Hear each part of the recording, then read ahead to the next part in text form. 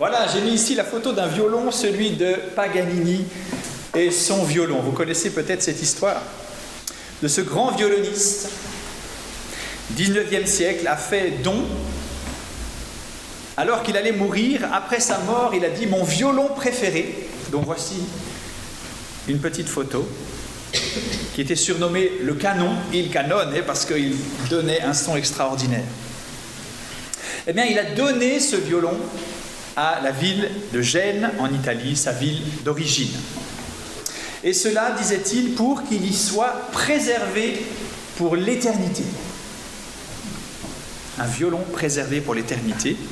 Et ça fait environ 2 siècles qu'il a fait ce don. Et pendant 1 siècle, dans la ville de Gênes, on l'a exposé précieusement en souvenir de ce violoniste célèbre, de cette gloire locale. Mais nous le savons tous, un violon, une pièce de bois, se préserve alors qu'elle est prise en main, qu'elle vibre, qu'elle est jouée. Mais personne ne jouait de ce violon. Parce qu'on voulait préserver ce violon pour l'éternité. Un violon que personne ne joue ne devient qu'une pièce de bois abîmée par le temps. Et ce n'est qu'en 1937 qu'on va demander à un luthier de le restaurer. Et aujourd'hui, il est joué, il est exposé. Il est aussi sorti tous les mois par le conservateur du musée qui en joue un petit peu. Chaque année, le gagnant d'un concours de jeunes violonistes a le droit de faire un concert avec ce violon-là, justement pour qu'il serve et pour qu'ainsi il remplisse ce pourquoi il a été fabriqué. Cette histoire pour nous parler du Saint-Esprit, qui est ce genre d'illustration que nous pouvons entendre, qui décrit l'importance d'utiliser le Saint-Esprit. J'ai mis « utiliser » entre guillemets dans mes notes. Il est à disposition, il est là, mais on ne l'utilise pas, on ne le sollicite pas à son plein potentiel, et c'est bien dommage. Dans le même type d'illustration, le pasteur Francis Chan a écrit un livre pour enfants que vous avez peut-être déjà lu, « Le gros tracteur rouge et le petit village ». Qui a déjà lu ce livre? Ah ouais, quelques-uns.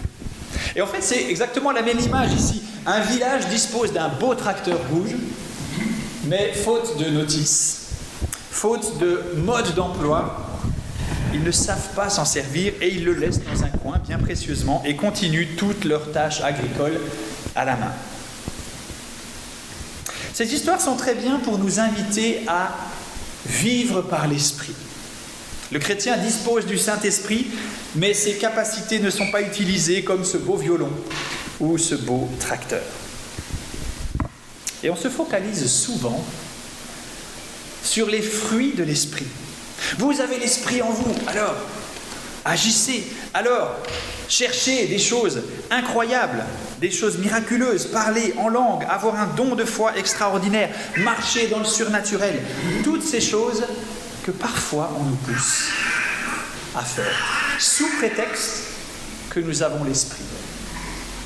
Vous avez l'Esprit en vous, alors pourquoi ne l'utilisez-vous pas? Et je trouve que c'est un peu triste de réduire l'Esprit à un outil, à quelqu'un, peut-être on pourrait même dire quelque chose pour certains, qui nous permet d'accomplir bien des choses. Et ce matin, j'aimerais non pas nous encourager à utiliser le Saint-Esprit, mais à comprendre d'où il vient. À comprendre d'où vient le Saint-Esprit. Quels sont non pas ses fruits, mais ses racines. Il existe un vieux texte qui s'appelle le symbole des apôtres. Et dans ce symbole, il y a un paragraphe sur l'Esprit Saint. Et je le lis avec vous. Je crois en l'Esprit Saint, qui est Seigneur et qui donne la vie. C'est un texte très ancien. Il procède du Père et du Fils. Avec le Père et le Fils, il reçoit même adoration et même gloire. Il a parlé par les prophètes. Alors ce Saint-Esprit, Ce Saint-Esprit qui procède du Père et du Fils. D'où vient-il? À qui renvoie-t-il? Quel est son lien avec Jésus? Et je crois que pour nous, chrétiens, c'est quelque chose de fondamental à comprendre. D'où vient le Saint-Esprit? À qui renvoie-t-il? Et je vous invite à lire un texte biblique dans l'Évangile selon Jean. Évangile selon Jean, au chapitre 7. Je crois que j'ai mis le texte... Ah voilà, j'ai mis le texte ici. Un message de notre PDG. C'est un message de Jésus-Christ. Le dernier jour. Jean 7, versets 37 à 39. Le dernier jour, le grand jour de la fête, Jésus debout s'écria, « Si quelqu'un a soif, qu'il vienne à moi et qu'il boive. Celui qui croit en moi, des fleuves d'eau vive couleront de lui, comme l'a dit l'Écriture. » Il dit cela à propos de l'Esprit que devaient recevoir ceux qui croyaient en lui. En effet, l'Esprit Saint n'avait pas encore été donné parce que Jésus n'avait pas encore été élevé dans sa gloire. Jusque-là, la lecture de la parole de Dieu, c'est un extrait court ce matin, court mais simple, qui va droit au but. J'ai intitulé ce message « Où cherches-tu ta source ?» Car il est question de ravitaillement ici, et il y a un mouvement en 4 étapes. J'ai soif. Si quelqu'un a soif, dit Jésus. Je m'approche. Jésus dit qu'il vienne à moi. Troisièmement, je bois, car Jésus dit qu'il boive. Et enfin, je suis rempli. Des fleuves d'eau vive couleront de lui. Un message droit au but, qui nous parle des bienfaits et de la possibilité incroyable de recevoir le Saint-Esprit. La première chose, c'est de reconnaître qu'on a soif. Et vous savez comme moi, il est difficile de faire boire un âne qui n'a pas soif. On connaît ce proverbe. Et parfois, les ânes, c'est nous.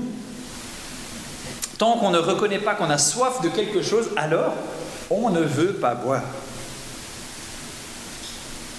Et au-delà de la simple image de la soif, ça désigne tout notre être intérieur. Notre soif intérieure de quelque chose d'autre.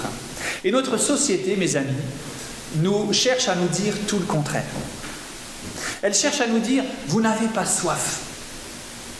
Vous n'avez pas soif parce que vous avez tout ce qu'il vous faut. Et s'il vous manque quelque chose, il vous suffit de l'acheter. Vous avez tout en vous pour réussir votre vie. Votre vie est faite de vos propres choix. Et vous avez toutes les ressources nécessaires en vous. Sur votre compte en banque, dans votre assiette, dans votre logement, dans votre bibliothèque, sur votre smartphone. Vous avez tout ce qu'il vous faut. Et s'il vous manque quelque chose, vous pouvez alors l'acquérir rapidement. Mais vous n'avez pas soif.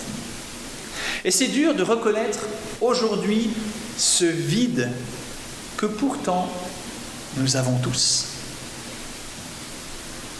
J'aimerais vous livrer un témoignage non pas personnel, mais de Diams. Ça parlera peut-être à une certaine génération. Chanteuse et rappeuse entre les années 2000 jusqu'à 2009, je crois, elle s'est retirée totalement de la musique pour trouver sa voie dans un engagement dans la religion islamique. Et cette année, on peut la revoir parce que certaines personnes ont tourné un documentaire qui s'appelle Salam, qui veut dire la paix en arabe. Ça retrace son parcours. Et je trouve son parcours intéressant, aussi parce qu'elle illustre très bien ce que j'aimerais dire maintenant. Et je lis avec vous, c'est peut-être écrit un peu petit, mais je lis ces quelques mots de ce témoignage. Les gens chantaient et me prenaient en photo. On parle ici d'une personne dans le top 3 des rappeurs de début des années 2000. Les gens me prenaient en photo, la musique était forte, tellement forte, elle étouffait le cri de mon âme qui hurlait au secours. Tout le monde dansait, chantait, la salle était pleine. Et pourtant, pour moi, tout était vide. Vide comme cette vie que je menais. Vide de sens. Entouré de gens avides, de fric, de filles, de débats stupides.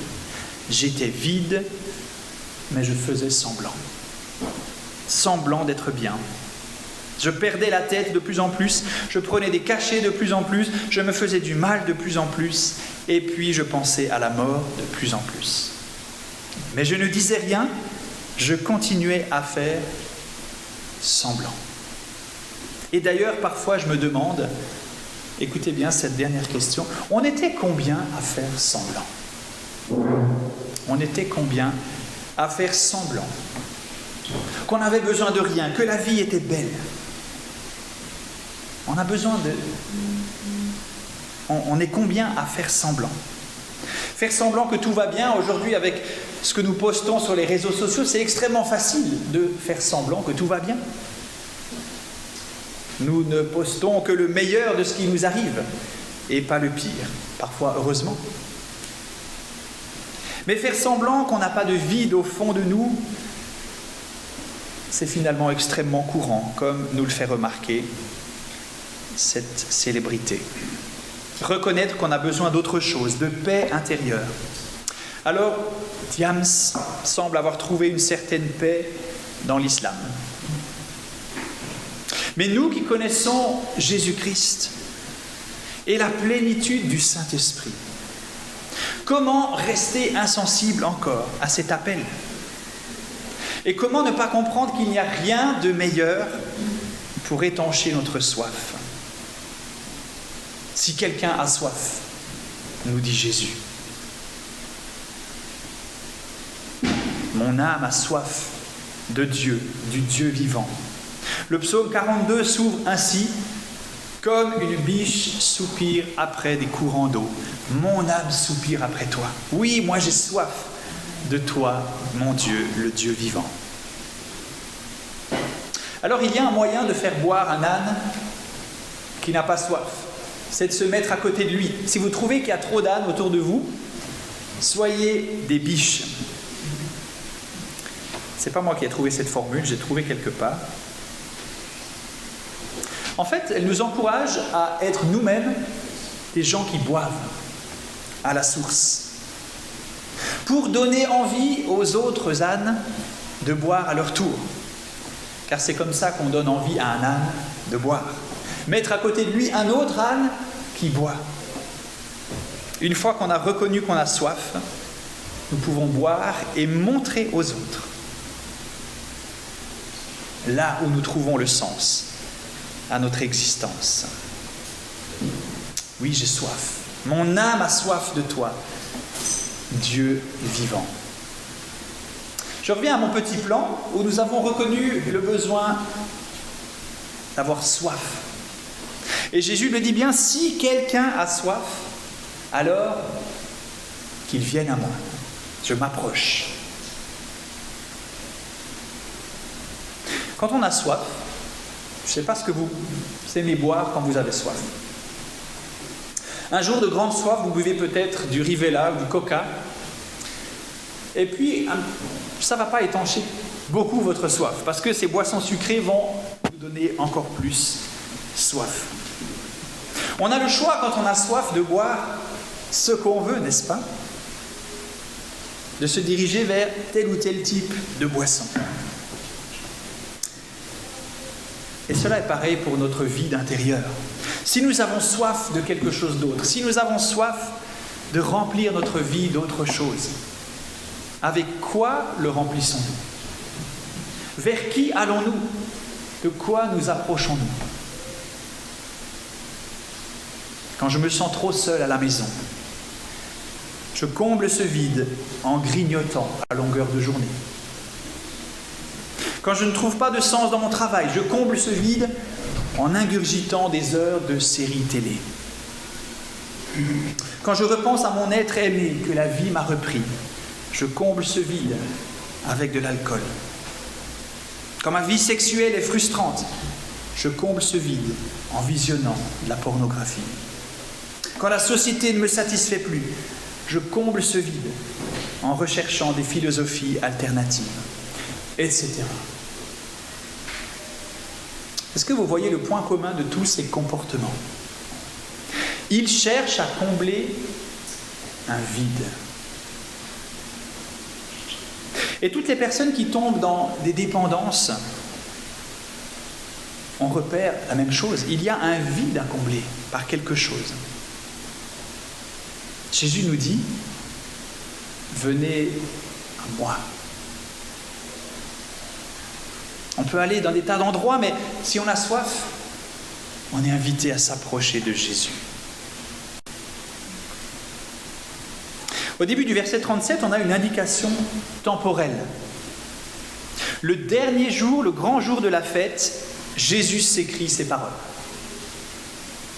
Alors, juste quelques mots sur cette fête. C'était une fête qui durait une semaine. La fête des cabanes ou des huttes. Alors, ça devait être assez amusant. On habitait dans des cabanes pour se souvenir de l'époque où le peuple habitait dans des tentes au désert. Et pendant 8 jours, on se souvenait de ces temps au désert. Et il y avait une pratique qui existe aussi encore aujourd'hui, mais sous une autre forme. Mais c'était je crois que j'ai mis le nom là sur une diapo, combler un vide, ça j'ai dit. Voilà, c'est le Shimchat Beit HaShovea. Vous dites ça avec moi?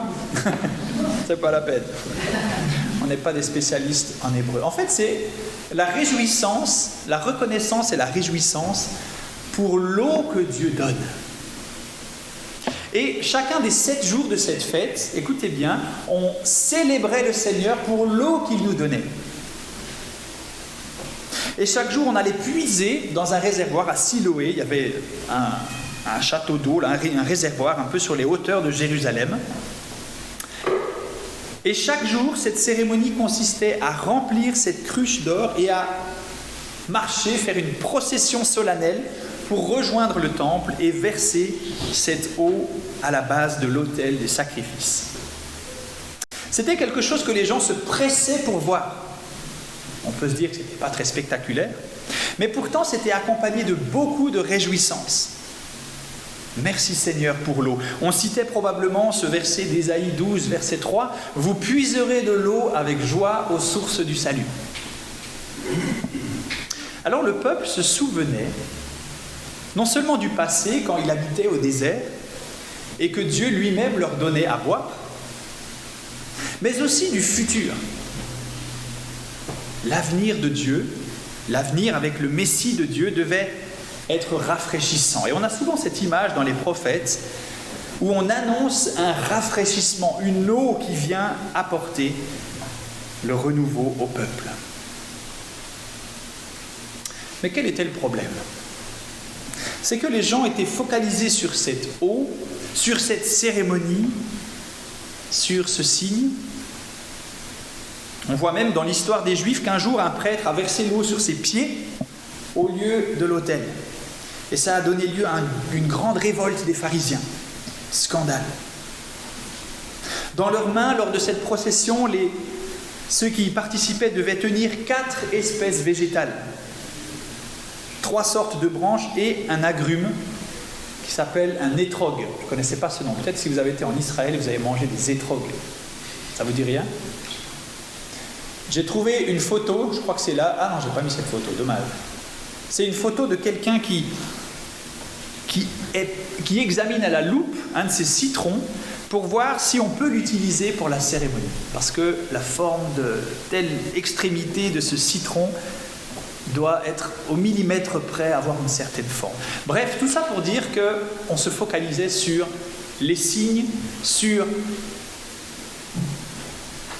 l'eau, sur les différents éléments de cette fête, mais on oubliait à quoi nous fait penser le signe. Et devinez quand est-ce que Jésus prononce ces paroles que nous méditons ce matin. Le dernier jour, Alors, on ne sait pas si c'est le 7e ou le 8e jour, c'est pas très important. Mais ce dernier jour où on a célébré pendant longtemps cette eau, chaque jour, Jésus dit ce jour-là, si quelqu'un a soif, qu'il vienne à moi. Cette parole s'adresse à tous. C'est comme si Jésus disait, mais vous ne comprenez pas que cette eau parle de moi. Vous ne comprenez pas que tous ces signes ne sont pas là pour perdre du temps à examiner la forme des citrons et le contenant de l'eau, mais que cette eau pointe vers moi. Le même jour, dans la fête, j'ai mis un autre texte dans un prophète qui s'appelle Agée. C'est un des livres de la Bible, assez petit. C'est pour ça qu'on l'appelle un des petits prophètes, parce qu'il a écrit un petit livre. Mais ce même jour, on a une indication temporelle, elle n'est pas à l'écran, mais elle est quelques versets plus haut. C'est le même jour de la fête que ces paroles ont été prononcées. Agée 2, versets 6 à 9. En effet, voici ce que dit l'Éternel, le Maître de l'univers. Une fois encore et dans peu de temps, je ferai trembler le ciel et la terre, la mer et le sec. Je ferai trembler toutes les nations, les trésors de toutes les nations afflueront, et je remplirai de gloire ce temple, dit l'Éternel, le Maître de l'univers. L'argent m'appartient, l'or m'appartient, déclare l'Éternel, le Maître de l'univers. La gloire de ce dernier temple sera plus grande que celle du premier, dit l'Éternel, le Maître de l'univers. Et c'est dans ce lieu que je donnerai la paix, déclare l'Éternel, le Maître de l'univers. Vous avez remarqué combien de fois il y a marqué « dit l'Éternel, le Maître de l'univers ». Si on avait écrit ce texte dans une composition ou une rédaction à l'école, le prof aurait dit « tu te répètes beaucoup trop ». Mais c'est pour dire que c'est Dieu qui parle et qui s'engage. Et ce jour-là où Agée a prononcé cette prophétie, le même jour, et peut-être au même endroit dans le temple que Jésus. C'est pour dire qu'il y aura dans ce temple une gloire encore plus grande que le premier temple. Et il y aura en quelque sorte un autre temple. Et nous y reviendrons au dernier point. Jésus dit, venez à moi. Quand nous avons soif, vers qui nous tournons-nous ? Vers toutes sortes de sources, ou bien vers celui qui a la vraie eau de la vie. Et la troisième étape, c'est de boire.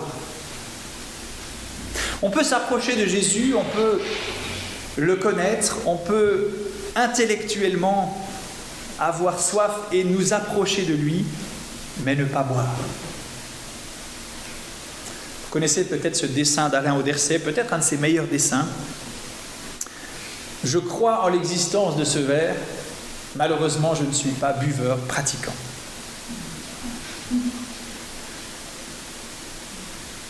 On pourrait transposer dans d'autres domaines. Je crois que cette voiture existe, mais je ne suis pas un conducteur pratiquant, alors je fais tous mes déplacements à pied.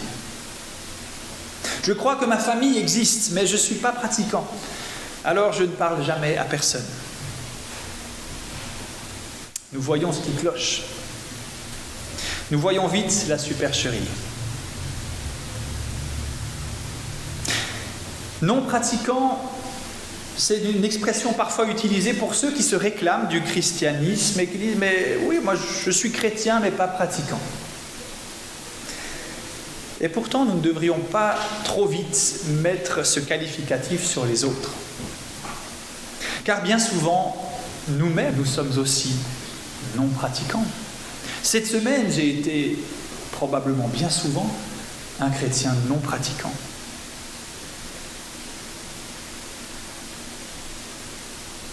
Si quelqu'un a soif, qu'il vienne à moi et qu'il boive. Qu'ils boivent, buvons les amis, de cette eau que Dieu nous donne. Boire l'eau que Jésus offre, c'est en fait faire preuve de foi. Pensez à la potion magique dans Astérix et Obélix. Tous les habitants du village connaissent cette potion magique. et la boivent régulièrement pour aller donner quelques baffes aux Romains. Mais il arrive à plusieurs reprises que des personnages extérieurs au village puissent goûter cette potion magique. Et souvent, ils ne la connaissent pas. Et ils ont besoin de foi pour croire que ce n'est pas un poison qui va les tuer, pour croire qu'il n'y aura pas d'effet secondaire indésirable, et pour croire que cette potion leur donnera une force surhumaine. Bon, je ne compare pas l'eau de Jésus à la potion magique de Panoramix. Mais il y a un geste de foi qui ressemble à cela. Quand Jésus dit qu'ils boivent, que celui qui a soif vienne à moi et qu'il boive, il désigne un geste de foi. D'ailleurs, le verset 38 qui suit emploie en termes d'équivalent croire en lui, tout simplement. Celui qui croit en moi, sous-entendu celui qui a accepté de venir boire à mon eau. Un geste de foi. Croire que Jésus peut nous apporter le meilleur. Croire en Jésus, c'est donc boire de son eau, et du coup, nous pouvons dire à toutes les autres sources, « Fontaine, je ne boirai pas de ton eau. » Car nous pouvons en témoigner, goûter à cette source, c'est goûter au meilleur. Et peut-être certains d'entre nous, nous hésitons. Est-ce que Jésus est vraiment la meilleure source ? J'en connais des tas d'autres qui ont l'air bien meilleurs. S'approcher de Jésus, c'est par la foi. C'est croire quelque chose qu'on espère sans le voir. Et Jésus nous promet que celui qui s'approche de lui avec foi recevra, sera désaltéré. Et c'est la dernière de nos 4 étapes. Je suis rempli. Si nous buvons à cette eau de notre Sauveur, nous sommes remplis. Des fleuves d'eau vive couleront de lui, nous dit le verset 38. Et ce qui est nommé ici, c'est le miracle de la Pentecôte, n'est-ce pas ? D'ailleurs, le verset 39, le 3e verset que nous avons lu, commente un petit peu cela en disant que Jésus parlait de l'Esprit, en parlant de ces fleuves d'eau vive qui coulent. Mais l'Esprit n'avait pas encore été donné parce que Jésus n'avait pas encore été élevé dans sa gloire, verset 39. Ce miracle de la Pentecôte, c'est après que Jésus a été glorifié. L'Esprit est accordé aux croyants et il forme un nouveau temple. L'Esprit construit un temple en moi, en nous.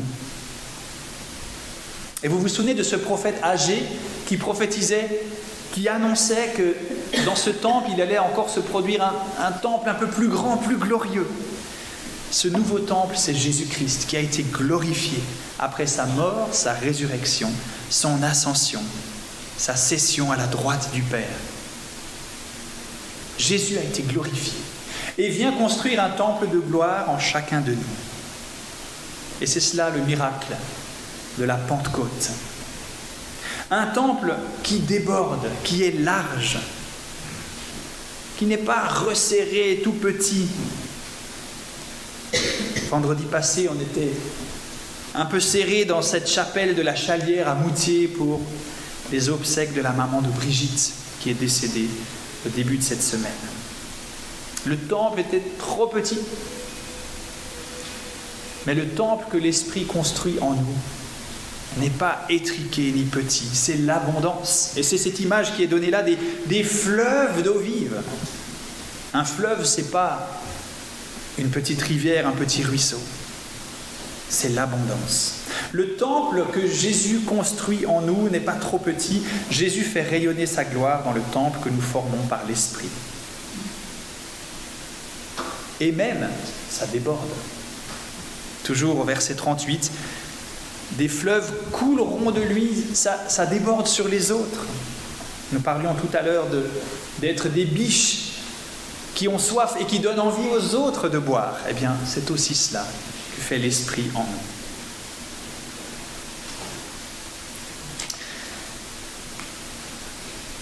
Je remets ce plan pour terminer en remarquant que Jésus s'adresse à tout le monde.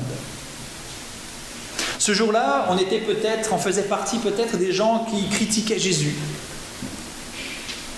On faisait peut-être partie des gens qui avaient suivi un petit peu Jésus de loin et puis parfois l'avaient laissé de côté. Ou on faisait partie des gens qui l'avaient suivi depuis plusieurs années. Mais Jésus se lève dans ce temple et crie à tout le monde. Et j'y vois un appel pour nous tous aujourd'hui.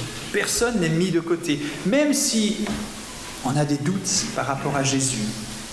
Même si parfois on se moque de lui, même si on n'est pas sûr que ce soit la meilleure source, Jésus nous dit ça à tous, chers amis. Si quelqu'un a soif, qu'il vienne à moi et qu'il boive.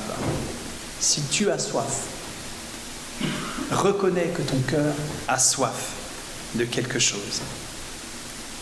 Si tu as reconnu que tu as soif, approche-toi de la bonne source, alors que tant de choses s'offrent à nous. Et si tu t'es approché de la bonne source, bois à grands traits, pour ensuite être rempli et débordé. Laissez-moi encore vous lire un verset d'un autre prophète nommé Ésaïe. Dans son chapitre 44, au verset 3, voilà ce qu'il dit. « En effet, je verserai de l'eau sur la terre qui a soif, et des ruisseaux sur le terrain sec. Je déverserai mon esprit sur ta descendance, et ma bénédiction sur tes enfants. » Qui a un terrain sec ce matin, à arroser par l'Esprit de Dieu? Je vous propose de prier encore quelques instants. Jésus, tu as prononcé ces paroles dans le temple ce jour-là pour orienter nos pensées vers toi et non pas vers toutes sortes de choses, même bonnes, mais qui nous détournent et nous font oublier ce que tu es venu faire pour nous. L'invitation nous est lancée, Seigneur, à nous approcher de toi. Je te prie pour ceux qui se tiennent encore loin de toi, Seigneur, ce matin. Attire-les à toi. Attire-nous tous à toi, Seigneur, alors que nous désirons nous approcher de toi. Je te prie pour ceux qui ont peut-être un vide en ce moment dans leur vie, laissés par des déceptions dans la vie humaine, par des déceptions sentimentales, familiales, professionnelles, financières, tous ces vides, Seigneur, que nous vivons peut-être. Seigneur, je te demande cette grâce de ne pas remplir ce vide avec n'importe quoi, mais que nous puissions aller puiser à la source, ta parole, ton esprit qui nous guide et remplit notre cœur. Oui, Jésus, sois glorifié en nous dans ce temple de gloire que tu construis toi-même. Et viens abreuver nos vies en Jésus-Christ. Amen.